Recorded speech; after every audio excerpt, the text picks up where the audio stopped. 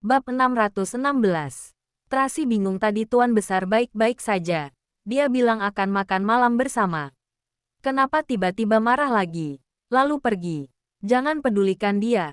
Makanlah lalu Daniel memapah Tracy duduk. Lalu keluar untuk mengantar Tuan Besar pergi. Di mana kakek berada? Ketika ketiga anak keluar dari kamar mandi, mereka bertanya dengan rasa penasaran. Karena tidak melihat Tuan Besar. Kakek buyut sudah pergi. Tracy tidak bisa berbohong. Dia hanya bisa mengatakan yang sebenarnya. Bukankah kakek buyut bilang, akan makan bersama kita? Kenapa pergi? Charles mengerutkan kening dan bertanya dengan cemas. Apa karena aku tidak serius menunjukkan kungfu tadi? Jadi dia pergi. Mobilnya masih di luar. Carla mengejar dengan kaki pendeknya. Charles juga segera mengejar. Dan Roxy mengikuti dari belakang untuk berkumpul di tengah keramaian. Hanya Carlos yang duduk di kursi, memegang cangkir air, dan minum dengan tenang. Mereka semua keluar. Kenapa kamu tidak ikut keluar? Tracy bertanya dengan rasa ingin tahu. Kakek buyut punya alasan sendiri. Carlos menyerahkan seikat anggur pada Tracy. Mami, anggur ini sangat manis, cobalah. Terima kasih Carlos. Tracy mengambil anggur, dan menyampaikannya dengan pelan. Carlos. Apa kamu ada bicara pada kakek buyut? Kami hanya mengobrol sesaat. Carlos sangat tenang. Aku hanya ingin melindungi Mami. Mendengar kalimat ini, hati Tracy bergetar. Dia sangat mengenal putranya ini. Dia tahu bahwa Carlos lebih pintar dan dewasa dari anak-anak biasa lainnya. Dia bisa melihat segala sesuatu dengan jelas. Jadi, jika ibunya ditolak, dia mungkin akan melakukan sesuatu. Tracy tiba-tiba teringat dengan Christian. Anak itu sangat terluka karena masalah orang tua dan tekanan dari keluarganya, bahkan sampai membuatnya berani mengambil gunting untuk membunuh orang. Dia tidak ingin Carlos menjadi seperti ini. Memikirkan hal ini, Tracy memegang tangan Carlos dan berkata dengan sungguh-sungguh, Carlos, masalah orang dewasa tidak ada ketentuannya dengan anak-anak. Jangan berpikir sembarangan. Saya tidak berpikir sembarangan. Dan saya tidak akan terlalu banyak ikut campur. Jangan khawatir Mami. Carlos mengubah menghibur Tracy. Aku punya batasan sendiri. Tracy terdiam beberapa saat. Pada saat ini Charles dan Carla kembali. Dan keduanya berdiskusi sambil berjalan. Kakek buyut tidak menepati janjinya. Lain kali jangan berikan bakpao babi lagi. Iya, sudah, waktunya makan malam. Mereka di kursi. Lalu memanggil Bibi. Daniel menggendong kedua anak itu, dan manggil Bibi Riana untuk menyiapkan makan malam. Papi makan, Mami makan, Nenek makan, makan. Ada anak-anak di rumah, suasana menjadi hidup. Ditambah Roxy seperti ada 4 anak. Mendengar tawa bahagia mereka, Tracy dengan cepat melupakan masalahnya. Dia makan bersama anak-anak sambil tersenyum. Bini Juni sudah lama tidak bertemu dengan anak-anak. Dia terus mengambil lauk untuk mereka. Sekeluarga makan dengan ramai dan suasananya sangat bahagia. Setelah makan malam, Daniel dan Tracy menemani anak-anak berjalan-jalan di taman. Angin malam agak dingin. Daniel melepas mantelnya, lalu mengenakannya pada Tracy, membungkus bahunya, lalu duduk di bangku. Diam-diam menyaksikan anak-anak bermain dan mengangkat sudut bibirnya. Kehidupan sederhana yang bahagia. Akan sangat senang jika bisa seperti ini sepanjang waktu. Tracy tidak bisa menahan diri untuk tidak menghela napas. Bisa menemani mereka tumbuh dewasa hari demi hari. Sekeluarga hidup bersama-sama dengan berlimpah. Betapa bahagianya. Pasti bisa. Daniel penuh percaya diri akan masa depan. Kamu tenang saja. Kakek akan setuju. Kenapa kamu begitu percaya diri? Tracy tersenyum pahit. Aku melihat dia pergi dengan marah. Sepertinya tidak akan setuju. Kamu terlalu pesimis. Daniel mengusap rambutnya. Percayalah, demi anak, kakek pasti akan setuju. Bab 617. Tracy diam tidak berkata-kata. Hatinya gelisah. Bukan hanya karena Tuan Besar, tapi ia selalu punya semacam firasat yang tidak bisa dijelaskan. Dia terus merasa ucapan murid kecil itu hari ini memiliki makna lain. Apakah racun dalam tubuhnya tidak bersih? Kenapa? Kamu sedang tidak fokus? Tanya Daniel dengan mengerutkan dahi. Tidak apa-apa. Aku merasa saat ini aku merasa sangat bahagia. Tracy bersandar di dalam pelukannya. Mungkin sebelum menikah setiap wanita akan menjadi sensitif. Bodoh. Daniel mengusap kepalanya. Ada aku. Jangan khawatir. Kamu cukup menjadi seorang mempelai wanita yang bahagia saja. Ya. Tracy mengangguk dan tersenyum. Kamu sudah lelah. Kembalilah ke kamar dan istirahat. Besok pagi-pagi kita akan ke pantai untuk foto pernikahan. Daniel mencium keningnya harus menyiapkan energi. Oke. Tracy meletakkan mantelnya. Kalau begitu aku kembali ke kamar dulu. Kamu temani anak-anak. Istirahatlah lebih awal. Aku tahu. Daniel memberikan isyarat. Pelayan buru-buru maju memapah Tracy. Melihat punggung Tracy yang pergi. Senyum di bibir Daniel perlahan-lahan memudar. Dia melambaikan tangan memanggil Thomas. Bagaimana Tabib Hansen? Masih pingsan tak sadarkan diri. Thomas menjawab dengan suara rendah. Lily sudah mengundang ahli dari luar negeri. Membentuk tim ahli untuk mengobati Tabib Hansen dengan sekuat tenaga. Meski saat ini tanda vital kehidupannya masih sangat stabil. Tapi tidak ada tanda-tanda akan sadar. Mendengar perkataan ini dahi Daniel mengerut. Ia diam sejenak. Lalu bertanya lagi. Apa wanita gila itu sudah ditemukan? Masih belum. Thomas berkata dengan malu. Saat ini sepertinya Presdir Devina sengaja menghilang. Ia sengaja bersembunyi. Sama sekali tidak bisa ditemukan. Carilah semaksimal mungkin. Aku tidak percaya dia bisa bersembunyi seumur hidup. Begitu Daniel mengingat semua tindakan yang dilakukan oleh Devina, dia langsung marah. Baik, mengerti. Thomas menganggukkan kepala. Daniel memberikan isyarat. Thomas menundukkan kepala dan mundur. Sebenarnya hati Daniel sangat jelas. Meski saat ini Tracy terlihat aman dan sehat, tetapi racun itu sama seperti bom waktu yang bersembunyi di dalam tubuhnya. Bisa meledak kapan saja. Daniel sudah mengatur tim medis terbaik untuk mengobati Tabib Hansen.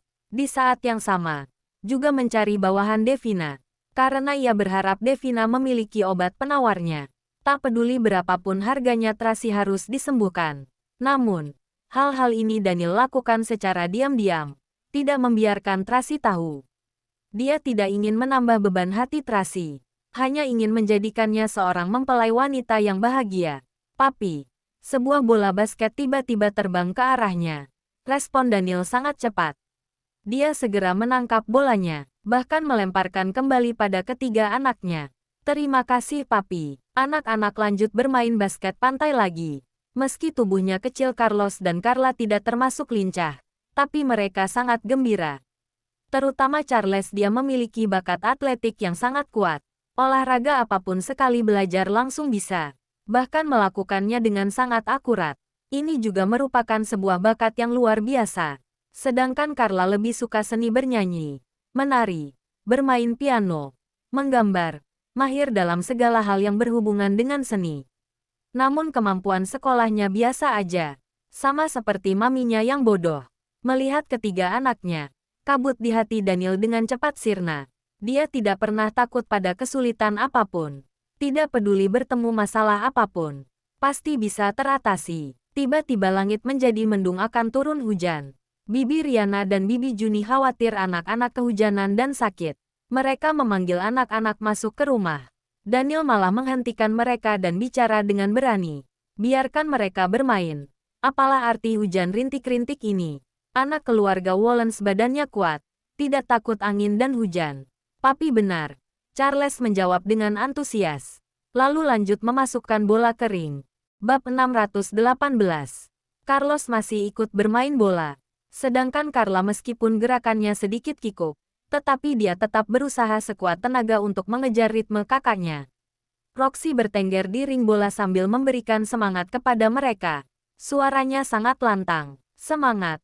Semangat! Melihat pemandangan ini Tracy yang sedang berdiri di depan jendela besar, menyunggingkan senyum senang. Benar, Daniel dan anak-anak begitu berani.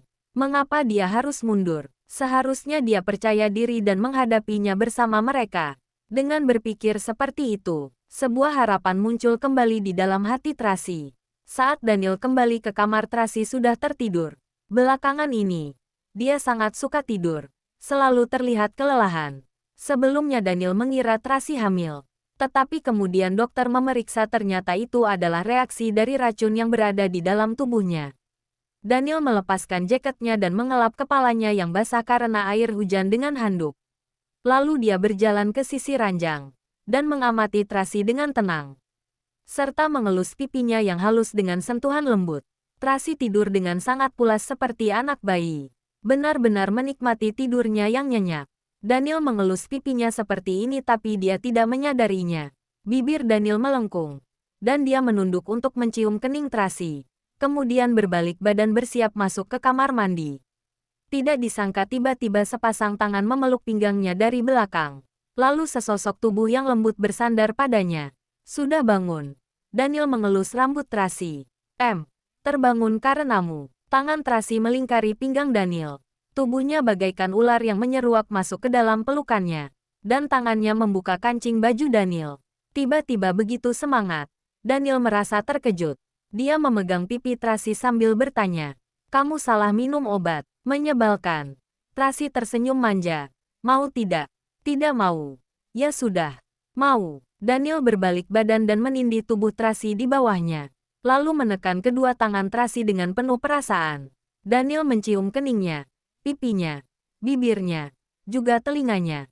"Aku menyukai dirimu yang seperti ini." Baguslah jika suka." Kedua kaki Tracy melingkari pinggang Daniel. Hanya ingin menggunakan antusiasmenya untuk memberikan apresiasi padanya. Dulu, dia selalu merasa bahwa emosi Daniel sangat tidak stabil dan memiliki temperamen yang aneh. Tapi sekarang dia baru tahu bahwa pria ini begitu penuh perasaan dan sempurna. Dia bagaikan sebatang pohon besar menjadi tempat berteduh dari angin dan hujan bagi dirinya dan anak-anaknya. Tidak peduli masalah apapun yang dihadapi, pria itu selalu bisa mengatasi semuanya, serta memberikan keluarga yang hangat dan bahagia pada mereka. Bagaimana mungkin dia tidak mencintai pria seperti ini? Di dalam kamar kedua orang itu memadu kasih dengan menggebu-gebu. Bahkan hujan besar di luar tidak bisa memadamkan antusiasme mereka. Di sisi lain Tuan Besar tidak bisa tidur. Dia seorang diri duduk di kursi kayu, menatap hujan di luar dan melamun. Teh di depannya sudah diganti beberapa kali karena dingin, tetapi dia tetap lupa meminumnya. Melihat dia seorang diri duduk melamun seperti itu, Sanjaya khawatir terjadi sesuatu padanya. Maka dia pun bertanya dengan hati-hati, "Tuan Besar, Anda belum makan malam. Bagaimana jika saya siapkan untuk Anda?" "Tidak perlu." Akhirnya Tuan Besar berbicara. "Apapun yang bocah tengik itu katakan tetap tidak bisa mengubah keputusanku." Tapi perkataan Carlos malah, benar. Tuan Muda Carlos memang berbeda dari yang lain." Sanjaya menghela napas. Anak itu baru berusia 3,5 tahun. Tapi kecerdasan intelektualnya sudah melebihi Tuan Daniel saat kecil. Kecerdasan emosionalnya juga lebih tinggi dari Tuan Daniel. Benar. Tuan Besar menganggukkan kepala berulang kali. Bagaimanapun juga anak itu sudah kehilangan orang tua sejak kecil. Dan aku juga sibuk mengurus perusahaan. Tidak ada waktu menemaninya. Akhirnya, dia tumbuh besar dalam lingkungan yang keras dan kekurangan kehangatan keluarga. Kemampuan bersosialisasinya jadi sedikit kurang. Namun Carlos berbeda. Ibu dan neneknya menjaga mereka dengan sangat baik.